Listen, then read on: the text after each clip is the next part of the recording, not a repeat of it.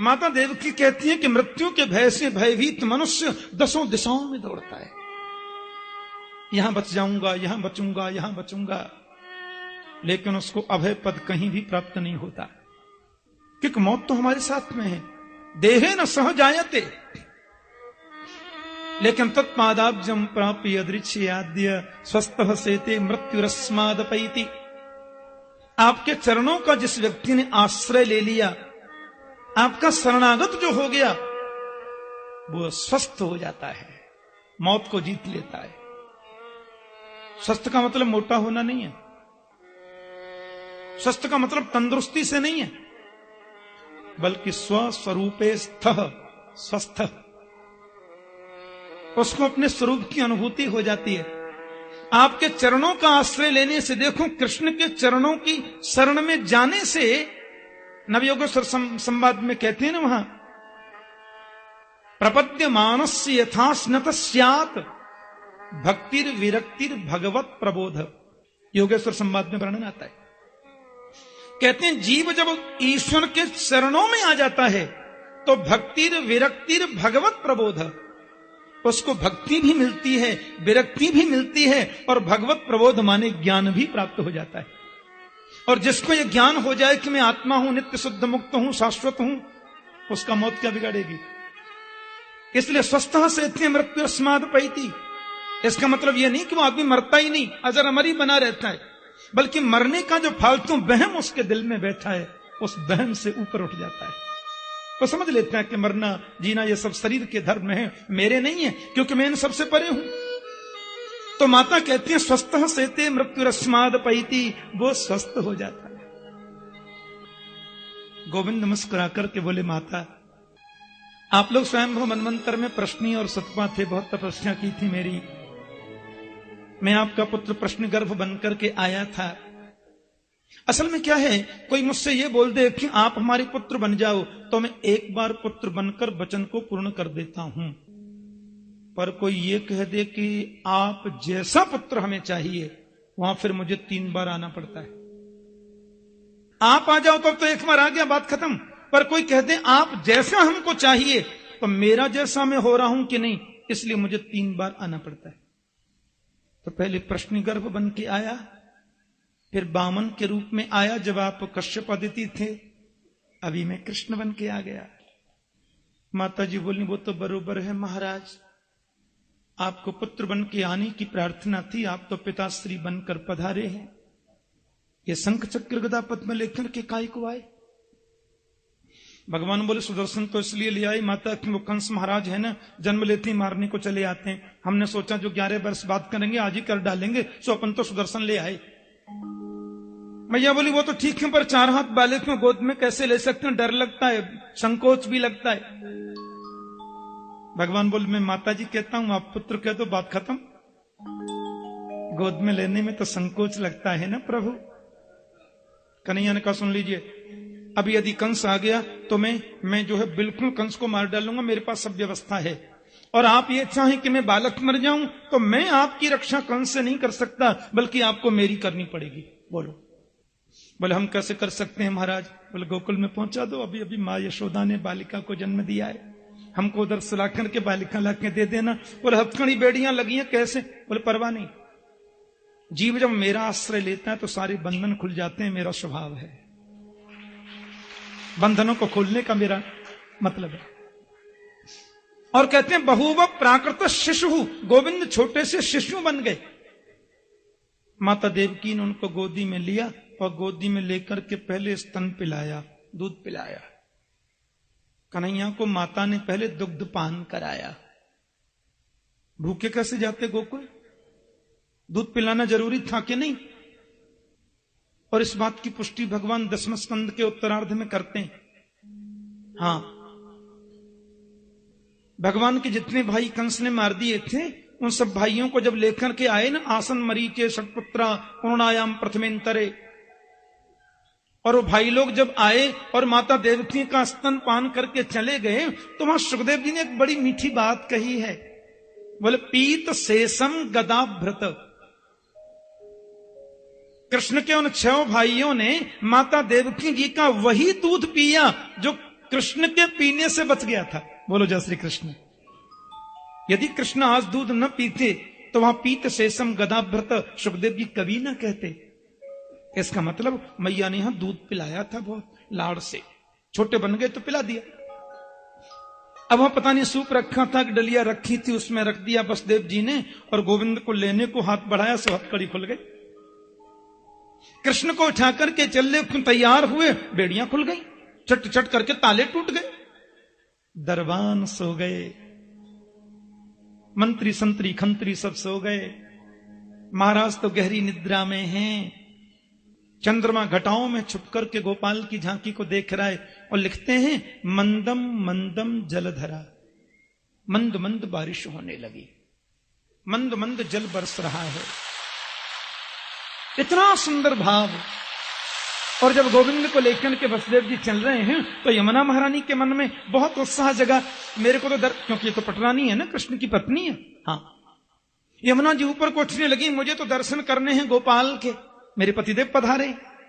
कन्हैया बोले कर लो बात, इनको दर्शन करने की मची है, पर यह पता नहीं कि हमारा दर्शन तो तभी होगा ना जब पिताजी पूरे डूब जाएंगे।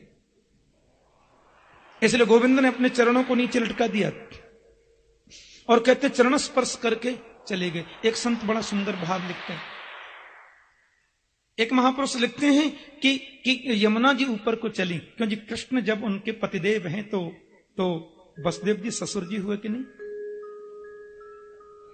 और जैसे यमुना जी ऊपर को आई, कन्हैया को देखने के चल रही थी ना, कृष्ण को देखने की इतनी लालसा थी कि ससुर जी की दाढ़ी उसको दिखी नहीं। कन्हैया ने अपने चरण से इशारा किया, दिख नहीं रहा ससुर जी जा रहे हैं, बोलो जय श्री कृष्ण। तो शर्म के हमारे नीचे घूंघट करके चली गई। या तो ये समझे कि वो आई थी कृष्ण दर्शन करने को, पर ससुर जी की दाढ़ी देखी तो संकोच के मारे नीचे चली गई। पीछे शेष जी महाराज आ रहे हैं, मार्गम ददौ सिंदूरिवस्त्रिय पते, मार्ग दे दिया। माता यशोदा के घर कन्या ने जन्म लिया है, बड़ी पावन झांकी है। वहां भी सब सो रहे हैं, नंद बाबा गौशाला में सो रहे हैं, नदरानी महल में शयन कर रही हैं, दास दासियां सब शयन कर रहे हैं, दास दासियां सब सो रहे हैं, सेवा में लगे थे, नदरानी की सेवा में, सब सेवा में ही सो गए। महात्मा वसुदेव जी को जरा सी रोशनी दिखाई दे रही है। नंद जी का जो महल है ना, उसका एक द्वार यमुना किनारे है और दूसरा द्वार गोकुल के बीच में। तो यमुना किनारे वाले द्वार से प्रवेश किए, और पुराणांतर में तो यहां तक लिखा है कि वसुदेव ने जब नंद जी के घर में प्रवेश किया तो उनकी सिद्धि पर लगे हुए हीरों को देख करके आंखें खुली की खुली रह गईं। इतना वैभव है नंद महाराज के घर में कि वसुदेव ने उनकी सिद्धियों पर लगे हुए हीरे जवाहरात को देख करके आश्चर्य व्यक्त किया। 9 लाख जिनके घर गाय हैं, इसलिए बोलते हैं तथा आरभ्य नंदस्य ब्रज सर्व समृद्धिमान, पूरा ब्रजमंडल समृद्धशाली था गोविंद के प्राकट्य के समय। और वहां गोपाल को बड़ी तकलीफ से सुलाया, कन्या को लेकर के झटपट चले, और जैसे ही यमुना को पार करने लगे, यमुना ने तो मार्ग दे दिया। झटपट मथुरा में आए और वो कारागृह में प्रवेश करते जा रहे हैं, ताले बंद होते जा रहे हैं, हथकड़ी बेड़ियां भी सब लग गईं। जय श्री कृष्ण। और कन्या ने रोना भी शुरू कर दिया। क्यों जी, क्या मतलब है? कन्हैया को लेकर के गए तो सारे बंधन खुले थे, और माया को लेके आए तो योग माया ही तो थी वो। कहते हैं जीव जब परमात्मा का आश्रय लेता है तो सारे बंधन खुल जाते हैं और सारे विरोधी सो जाते हैं। लेकिन परमात्मा को छोड़कर जब माया का आश्रय ले लेता है तो बंधन में पुनः बंध जाता है और विरोधी सब जग जाते हैं। यही तो माया और ब्रह्म का अंतर है, और कुछ अंतर नहीं है। लेकिन योग माया है ये, चुटकी बजा दे तो हजारों को मार दे, चुटकी बजा दे तो 1000 बन जाए। क्योंकि दैवी है सा गुणमयी मम माया दुरत्यया, मामेव जे प्रपद्यन्ते मायामेतां तरन्ति ते। ये माया बड़ी गुणमयी है, जो मेरे प्रपद्यमान हो जाए, शरणागत हो जाए, वो माया को जीत सकता है। कंस को सूचना मिली, वो दौड़े आए, मुझे दो। देवकी बोली, ये तो बेटी है, आपने मेरे सभी पुत्रों को मार दिया, मैंने कुछ भी तो नहीं कहा, इस कन्या को छोड़ दो, इसके आश्रय से जीवन जी सकती हूं। कंस ने कहा, बेटा होना था, बेटी कैसे हुई? वैसे आकाशवाणी तो अस्यास्ताम अष्टमो गर्भो, गर्भ ही कहा था, बेटा बेटी का नाम नहीं लिया। लेकिन किसी ने कह दिया कान में कि आपने इसको बेटी समझकर छोड़ दिया, तो इस बेटी का जो बेटा होगा वो आपको मारेगा। बड़ी समस्या है। कंस ने देवकी के रुदन की ओर देखा ही नहीं, कन्या को छुड़ा लिया, पत्थर पर पटक दिया। पर वो तो योग माया है, हाथ से छूट गई, मस्तिष्क पर चरण प्रहार करके अनंत आकाश में चली गई, अष्टभुजी देवी बन गई। बोलिए कात्यायनी माता की, कि किं मया हतया मंद जात खलु तवांतकृत यत्र क्ववा पूर्व शत्रु माहिंसी कृपणन वृथा। अरे हत्यारे कंस, मेरे जैसे निरपराध बालकों को मारने से तुम्हें क्या मिला? वास्तव में तुम्हारा शत्रु जो कृष्ण है, उसने तो ब्रजमंडल में जन्म ले लिया। यत्र क्ववा पूर्व शत्रु माहिंसी कृपणन वृथा। माता जी कौन से गांव में लिया, नाम तो बता जाओ। बोले यत्र क्ववा, गांव का नाम तो नहीं बताऊंगी, लेकिन जन्म ले चुका 84 कोस के ब्रज में ही कहीं। कहते हैं कंस चरणों में गिर पड़े, माफी मांगने लगे, गलती हो गई बहन जी। और हमारे यहां ब्रज का एक बड़ा सुंदर साहित्यिक ग्रंथ है, नाम है ब्रजविलास। ब्रजविलास में तो इतना सुंदर उपदेश दिया है कंस ने देवकी को, परोपदेश कुशल बहुत तेरे। ये राक्षस लोग भी बड़े ज्ञानी होते थे, बड़े विद्वान होते थे, पर स्वयं के जीवन में उसको उतार नहीं पाते थे, यही कमी थी। देवकी से बोला, तुम कोई चिंता मत करना, आत्मा थोड़ी मरती है, शरीर ही तो मरता है, आत्मा तो नित्य अजर अमर और शाश्वत है। अब ये बातें तो हो गई हैं मथुरा की, आप मेरे संग अभी गोकुल चल रहे हैं। मैंने कल आपसे विशेष रूप से कहा था, और उसका प्रतिपालन आपने बड़ी निष्ठा से किया है। दिल्ली आदि में तो 3 बजे कथा शुरू होती है, नंदोत्सव के दिन, और रात के 11 बज जाते हैं, लेकिन 11 बजे तक भी पिन ड्रॉप साइलेंस, लोग बड़ी शांति से सुनते हैं कथा। और तो मैंने आपसे कहा था कि मैं 3 बजे से 7 बजे तक पूरी कथा करने का प्रयास करूंगा। तो मुझे लगता है कि आप बहुत शांति का दान दे रहे हैं, आगे भी ये दान मुझे देते रहेंगे। आगामी आधा पौना घंटे गोकुल में परिस्थिति बदली है, ध्यान से सुनना। अब थोड़ी ब्रजलीला आ गई ना, तो थोड़ी ब्रजभाषा में कहूंगा। मूलतः ब्रजवासी होने के नाते ये तो मेरा धर्म बनता है। नंद बाबा जो हैं वो बेचारे ब्रज के सम्राट हैं, गोपन के राजा हैं, पर लाला तो भयो नाय। उनके मन में बड़ी चिंता है। नंद बाबा बोले, भैया लाला तो भयो नाय। ब्रजवासी बोले, ब्राह्मण बाबा ने चकाचक घुटवाए दे, सोई लाला है जाएगा, हम लोग अनुष्ठान करेंगे। अब तो महाराज विप्र लोगों ने अनुष्ठान प्रारंभ कर दिया, और यहां ब्रज में अनुष्ठान चल रहा है। मनस्थिति बड़ी विचित्र है। अब सबको ऐसो लगवे लग्यो कि नंद बाबा के घर बेटा होएगो, नंदरानी के घर बालक होएगो, सबको ऐसी प्रतीति है वे लगी। देखो, नंद रानी की 2 बहनें भी हैं, नंद बाबा की 2 बहन हैं, एक को नाम है नंदा और छोटी को नाम है सुनंदा। अब नंदा सुनंदा जी को जब ये पतो चली कि नदरानी के लाला होएगो, सो आधा 15 दिन पहले से वो भी डेरा डाल के इधर ही पड़ी है। ये जो ननद होती है ना बेचारी, ऐसा मौका ढूंढती रहती है कि कोई भागवत के परम विद्वान आचार्य श्रीभूति कृष्ण गोस्वामी जी पधारे। बहुत बहुत अभिनंदन, अभिवादन। नंदोत्सव, एक बात मैं आपसे और बता दूं, एक भी व्यक्ति बीच में खड़े नहीं होंगे और मैं अपने वचन के मुताबिक पूर्ण करने की चेष्टा करूंगा। और आप यदि गड़बड़ जरा भी करेंगे तो आरती कराने में 1.5 मिनट लगेगी मुझे। वृंदावन धाम है, माता कात्यायनी की सन्निधि है, पूज्य महाराज श्री बैठे हैं और आज भागवत का विचित्र पवित्र उत्सव है, इसलिए बहुत शांति से श्रवण करेंगे। अब नंदा सुनंदा को बड़ो आनंद भयो। सुनंदा जी बोली, मैं चल करके देखूं, भाभी रोज तो बड़ी जल्दी जग जायो करें, आज क्यों ना जगी। सुनंदा जी ने जाय करके देखो तो नदरानी की बगल में पलना पे एक नन्ही सी बालिका कोई लाला सोयो भयो है।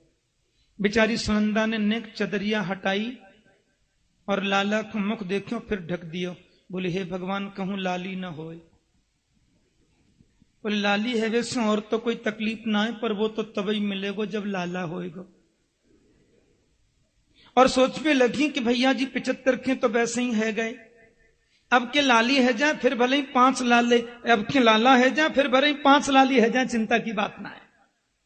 मन में विचार किया, 21 बार हरिश चरणम को जाप किया और जैसी चदरियां हटा करके देखी, अतसी पुष्प संकासम। बोलिए बाल कृष्ण लाल की, बोलिए नंद के लाला की जय। बड़ी मन में खुश भई, है गयो लाला। ये समाचार सबसे पहले मैं भैया नंद जी को सुनाऊंगी, उनके मन में बड़ी प्रसन्नता होगी। बेचारी दौड़ी दौड़ी, दर्द बैठ जाओ। बेचारी दौड़ी दौड़ी गई गौशाला पे। नंद बाबा बैठे, सवेरे के 5 बज रहे हैं। ध्यान से सुनना, नंद बाबा तो माला जप रहे और माला पे मंत्र जप रहे। कौन सा मंत्र जप रहे मालूम है? अभी तो भयो नाय, अभी तो भयो नाय, अभी तो भयो नाय, जाने कब होएगा। सुनंदा ने जाकर को सूचना दी, भाई जी बधाई हो। लाली, काय बात की बधाई? अब सुनंदा बताने लग गई, सो बताते बताते रो गई। कभी कभी खुशी में भी आंसू आते हैं ना, खुशी में रोना आ जाता है। तो खुशी के जो आंसू होते हैं वो ठंडे होते हैं, और दुख में जो रोते हैं वो आंसू गर्म होते हैं। कभी रोने का काम पड़े तो आप देखना, जब खुशी में रोते हैं ना जी तो आंसू ठंडे होते, पक्की बात है। अब सुनंदा के ठंडे आंसू निकल पड़े। भाई जी, अरे बता तो सही लाली, काय बात की बधाई? बोले, आपने तपस्या करी, बड़े ब्राह्मण जिमाए, संतन की सेवा करी, कात्यायनी जी को पूजन कियो, भगवान शिव को अभिषेक कियो, उन सबको फल आपके घर में नीलमणि जैसो लाला आयो है। अब तो नंद बाबा ने सुनी लाला आयो है, तो 75 वर्ष के बाबा 16 वर्ष के है गए। और देखो, बाबा ने यमुना जी में डुबकी लगाई। यमुना में डुबकी लगाए करके माथे पे चंदन लगायो, मूछन में इत्र लगायो, हाँ, चौलर पटका डालो जरी को, बढ़िया सुंदर पीतांबरी पहनी, बगलबंदी पीली पहनी, और बोले, छोरा निकलियो दर्पण। ब्रजवासी ने दर्पण दिखायो, कैसा लगूं? बोले, दुल्हा जैसे लग रहे हो। नंद बाबा मन में बड़े हर्षित है रहे, बड़े आनंदित है रहे। यमुना जी में स्नान करके आचमन करके त्यारो दर्श मोहि भावे श्री यमुना मैया। शांडिल्य मुनि के पास में पधारे, और शांडिल्य मुनि के पास में जब गए, यजमान बड़े प्रसन्न, गुरुजी लाला भयो है, आप संतन को आशीर्वाद, विप्रन की कृपा, कुल देवता की महती अनुकंपा, घर में लाला आयो है। यजमान, हम तो रात्रि में आज सोए ही नहीं, यानी कब समाचार मिल जाए, शुभ समाचार। सो बड़े आनंद की बात है। ब्राह्मणन को लेकर श्री नंद जी महाराज गए, और नंदस्त्वात्मजोत्पन्ने जाता दो महामना, आहूय विप्रान वेद ज्ञान स्नात सुचिरलंकृत, नंदस्तु आत्मजे उत्पन्न सती, नंद जी के आत्मज हुआ है, इसलिए जाता ह्लादो महामना, नंद आज महान मन वाले हो गए। ब्राह्मण देवता बुलाए, बड़े बड़े संत बुलाए, और वाचयित्वा स्वस्तेनम जाति कर्मात्मजस्य वै कारयामास विधिवत पितृदेवार्चनम तथा। नंद बाबा ने ब्राह्मणों को बुलाकर के स्वस्ति वाचन कराया, विप्रों ने आशीर्वाद दिया, जाति कर्म संस्कार हो रहे, कुल देवों का पूजन हो रहा है। अब गोपियों ने सुनी कि नदरानी के लाला भयो है, सुनो 16 प्रकार के श्रृंगार किए, भागवत में लिखा है।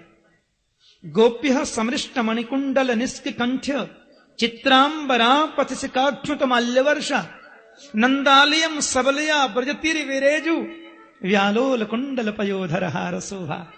भगवान सुखदेव ने अद्भुत वर्णन किया है।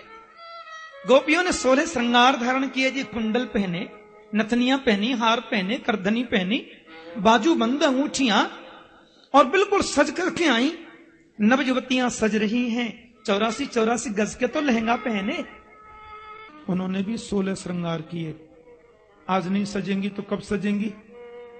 एक 95 की माता जी का विवाह हुआ था 80 साल पहले, तो मैया ने सोची कि नदरानी के लाला भयो है, अब मैंने तो यशोदा गोद में खिलाई है, अब इनके लाला भयो तो मोकू तो सज की जानो ही है। 95 वर्ष की माता जी, 80 वर्ष पहले हुई शादी, तो शादी वाली साड़ी का जोड़ा निकाला, सजने के लिए श्रृंगारदानी खोली, श्रृंगार करने लगी तो दिखता है नहीं श्रृंगार, क्या खाक करें, सब उल्टा पुल्टा हो गया। आंख में लगाने वाली चीज ओठ में लगा ली, ओठ वाली आंख में लगा ली। बोलो जय श्री कृष्ण। ब्रजवासियों ने पगड़ी बांधी, मूछों पे इत्र लगाया, बड़ा सुंदर माथे पे चंदन लगायो। सब लोग प्रसन्न होकर नंद जी के आलय में आ रहे हैं। यहां पलना में गोविंद शयन कर रहे हैं, और कन्हैया ने आंखें खोली तो सबसे पहले गौ माता का दर्शन किया। गोपियां आई। जब गोपियों का नंबर आवे तो हमारी बहनें बोलेंगी, गोप लोगों का नंबर आवे तो भाई लोग बोलेंगे। जो नहीं बोलेगा वो 7 के बाद में तो गूंगा कन्फर्म है। सब गोपियां नदरानी के पास गई, पहले बहनों का नंबर है, और यशोदा के पास में जाकर बड़े भाव से बोली, यशोदा जी बधाई है गई बधाई। अब पता ना 81 कर रखी है कि सिर्फ 14 कर रखी है। बोलो ही ना जा रहे हो, या तो है सके कि पीछे की आवाज नहीं आ रही हो, निक जोर से बोलो श्रद्धा से, यशोदा जी बधाई है। देखो आनंद नाए आयो, ऐसे नाए बोले, निक श्रद्धा से बोलो यशोदा जी बधाई है। ओ पीछे वाली तो है ही है, करना ही खाली, हमने तो बोला बधाई है, बोलना है खाली, है थोड़ी करना है। यशोदा जी बधाई है। माने की बहुत बहुत बधाई बहन, आपके आशीर्वाद से घर में देखो लाला पधारे हो, आप सबको बहुत आशीर्वाद है। ब्रजवासी पगड़ी बांध के पहुंचे, पीतांबरी धारण करके पहुंचे, सब बाबा को चरणन में प्रणाम करके बोले बाबा बधाई है, बाबा बधाई है। देख लो, हाँ ऐसे बोला जाता है, बाबा बधाई है, बाबा बधाई है।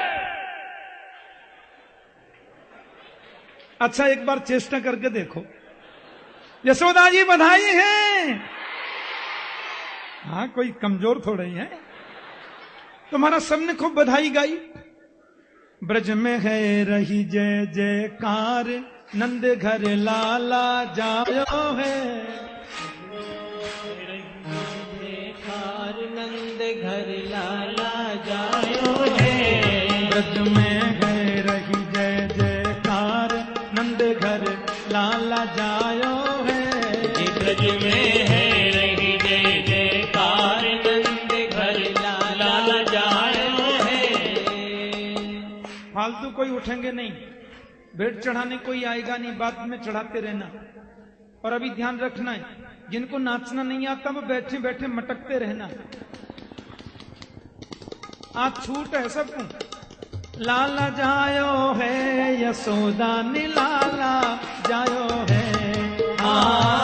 लाला जायो है यशोदा ने लाला जायो है। मेरे ब्रज में है रही जय जयकार नंद घर लाला जायो है। ब्रज में है रही जय जयकार नंद घर लाला जायो है। लाला जायो है नंद रानी ने लाला जायो है। लाला जायो है नंद रानी ने लाला जायो है। मेरे ब्रज में है रही जय जयकार नंद घर लाला जायो है।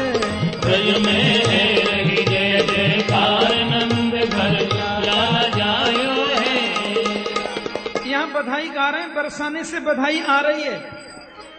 तो बरसाने से बधाई आ रही है, कोई खड़े मत हो, उनको आराम से आ जाने दो और गड़बड़ नहीं करना। देखो हाँ, क्योंकि यूथ के यूथ नंद घर आए। यूथ के यूथ नंद घर आए। बाल बाल सब हिल मिल गाँवे। बाल बाल सब हिल मिल गावे। ब्रह्मानंद समान आज सुख सबने पायो है। ब्रह्मानंद समान आज सुख सबने पायो। नहीं, बहुत गड़बड़ बात है। आप तुरंत बैठ जाइए। रुक रुक, ऐसे नहीं चलेगा। आप लोग जो पीछे खड़े हो गए, पहले तो ये बताओ खड़े क्यों हुए? ये बधाई तो बाद में बटेगी, सबको मिलेगी, खड़े होने से तो मिलेगी नहीं। या बधाई लेकर गोपियां आ रही हैं, उनके दर्शन के लिए आप खड़े हुए, तो उसकी जरूरत नहीं है। सब बैठ जाओ, 1 सेकंड में बैठ जाइए, हम तभी शुरू करेंगे आगे। सब गड़बड़ कर दिया ना, खीर में नमक डाल दिया। शांति से, हम तो बाहर बड़ाई करते हैं, हमारे वृंदावन के श्रोता बड़े अच्छे हैं, एकदम चित्र लिखे होके बैठ के सुनते हैं। देखो कितने अच्छे हैं, सब बैठ गए।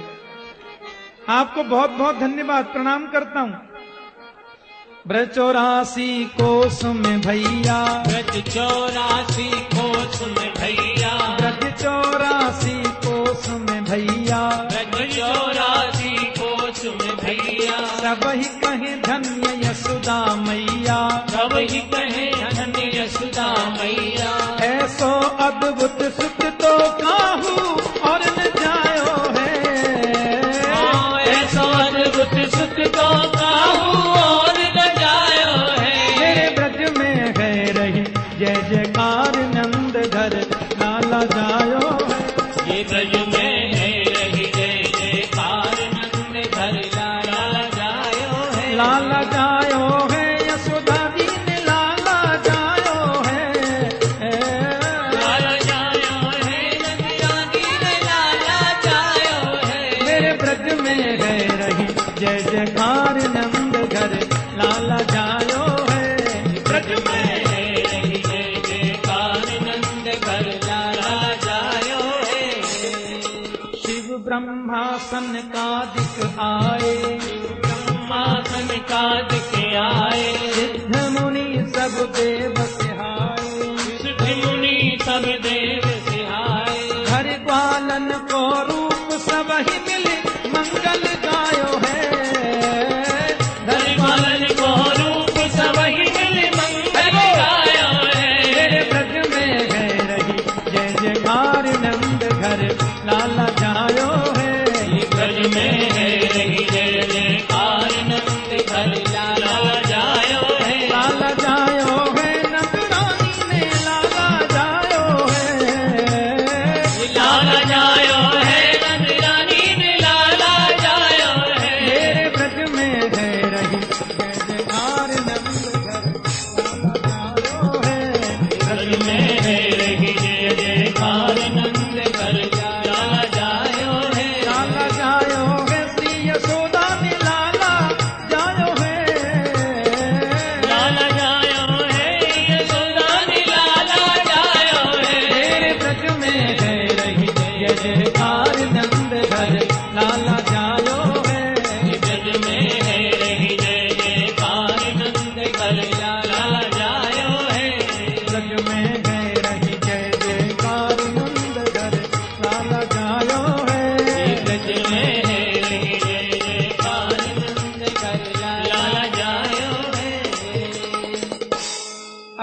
दो मिनट बैठ जाओ, फिर वापस शुरू करते हैं।